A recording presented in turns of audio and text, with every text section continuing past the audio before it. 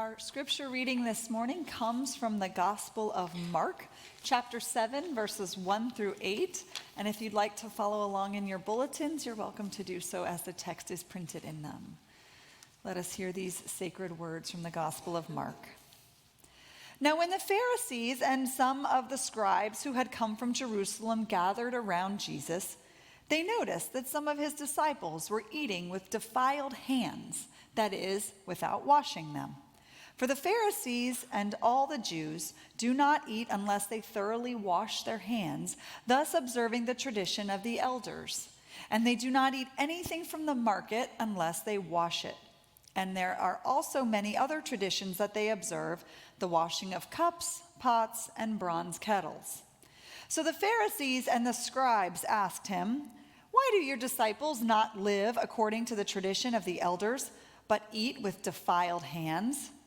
He said to them, "Isaiah prophesied rightly about you hypocrites, as it is written, 'This people honors me with their lips, but their hearts are far from me.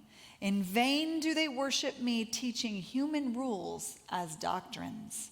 You abandon the commandment of God and hold to human tradition.'" May God bless our modern hearing of these ancient words.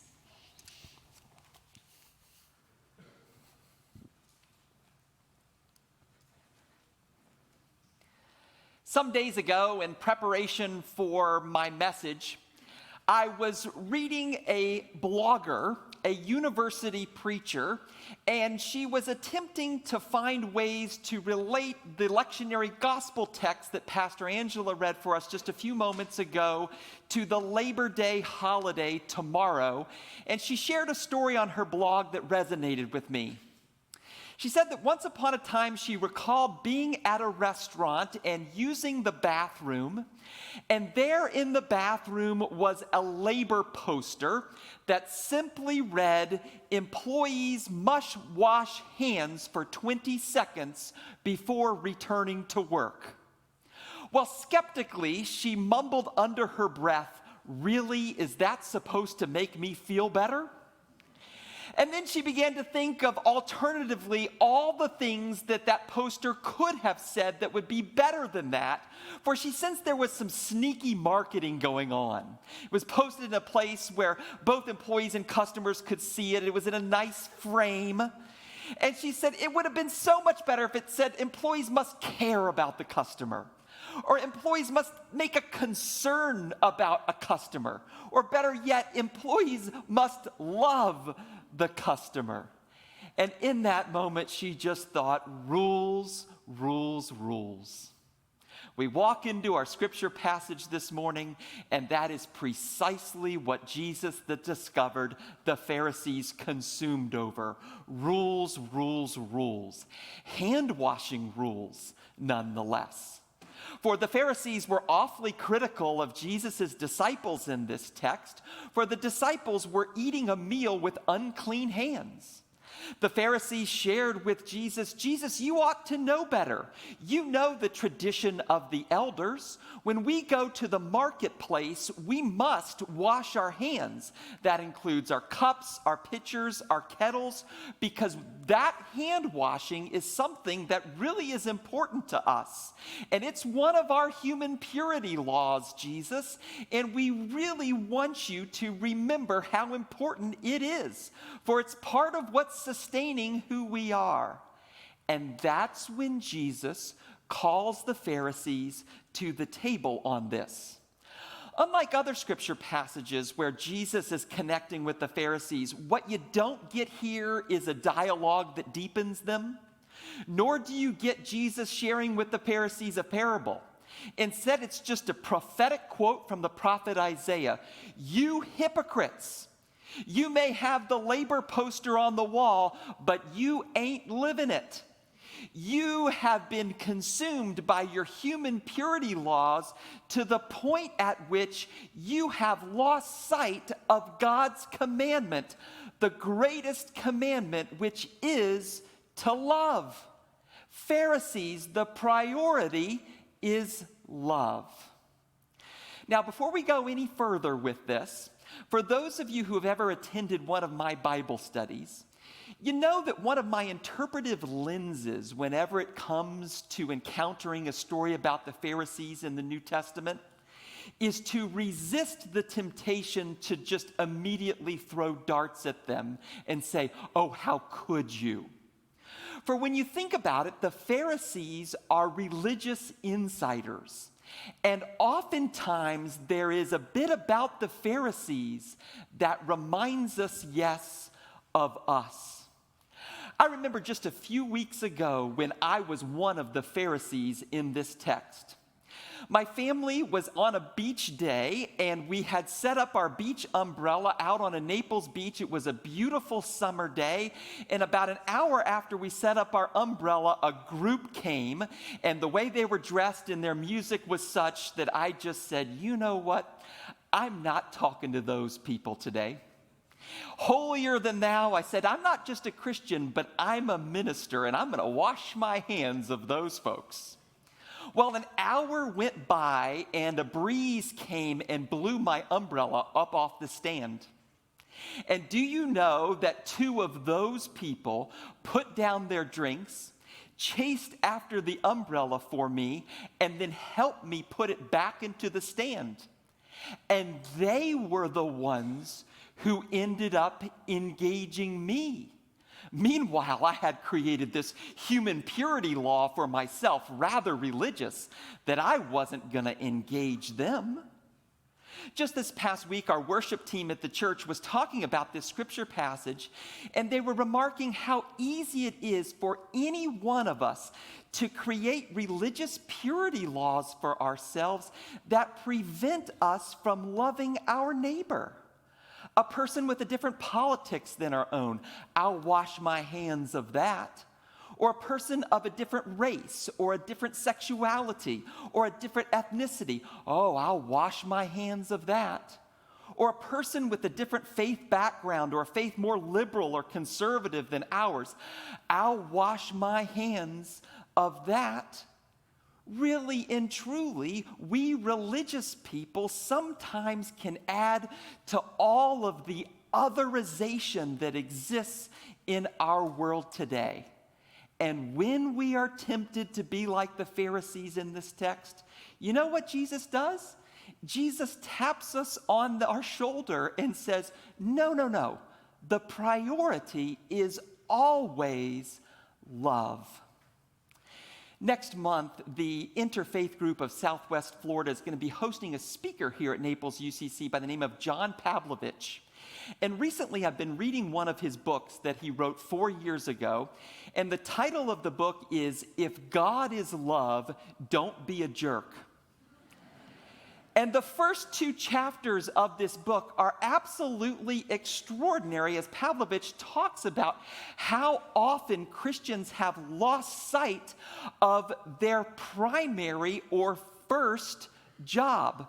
And Pavlovich begins the book by saying, if you want to have a hilarious moment, type into a Google search, you had one job. And if you type that into the Google search, you'll see people who had one job to create a turn sign that says right-hand turn and the arrow goes to the left. Or there's one job to put on a new toilet seat and the seat is put on top of the lid. And said Pavlovich, when he looks at Christianity in North America, he wonders that if Jesus were to return, if Jesus would be exasperated by how often Christians have lost perspective on their one job. If God is love and Jesus is an expression of that love, then the priority always is love. I mean, have you ever been loved by a person of faith who prioritized love over faith, human morality laws, and anything else that was considered to be human tradition? I can recall one moment in my own life when I was an assistant minister in San Antonio, Texas. I encountered a nun in the Catholic Church who was part of a Catholic nursing home. Her name was Sister Mary Ellen. And she was a person who, in very conservative tradition, still wore the habit.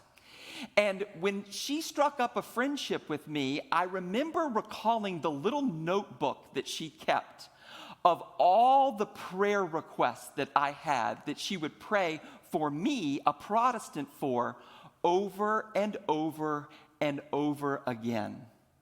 Sister Mary Ellen was someone who saw me, yes, a Protestant, not part of Roman Catholic tradition, and she always put love first. The priority is love. If you're from New England or you're part of a congregational church in the Northeast, you may have heard this story before, as it is a UCC legendary story. It's the story of the minister who brought his family to Boston Harbor to hear the tour guide. And the tour guide was talking about the Puritans in Boston Harbor, and a person on the tour raised his hand and said, "Well, I want to know something. Whatever happened to the Puritans? What happened to Puritan tradition? Did the Puritans just get back on the boat? What happened to them?" Well, the tour guide was rather stumped by the question, and the UCC minister stepped in.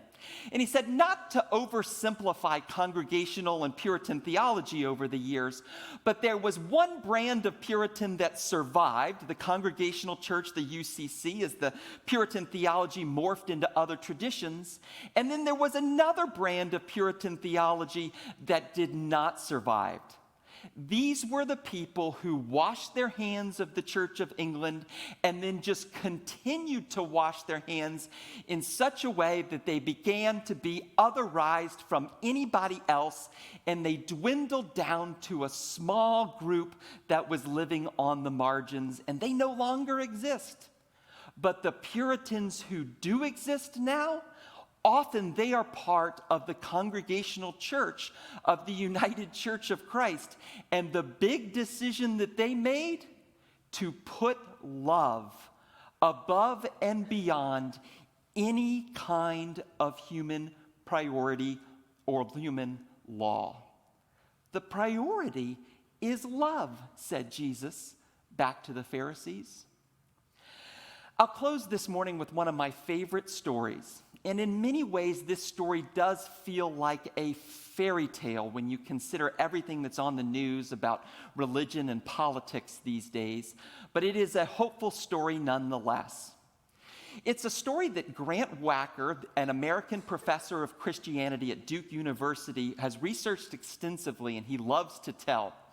It's the story of Billy Graham, the fiery crusade preacher, whose theology I do not share, but whose life I admire, and J.W. Marriott from Marriott Hotels, whose hotels I very much do admire. And once upon a time, Billy Graham asked his advisors, I would really love to meet J.W. Marriott one day. And his advisors said, no, you can't meet Marriott. Marriott is not just a Mormon, but he is a passionate Mormon. And if you're caught in public with him eating lunch, the media is going to take pictures of you guys, and it is going to alienate your conservative church followers. I wouldn't do it. You better wash your hands of that guy. And Billy Graham considered it for a moment and said, nope, I'm going to meet him. And they met up for lunch, much to the chagrin of Graham's advisors. And do you know, a friendship began, and when Billy Graham preached his crusades all over the world, he would stay in Marriott hotels.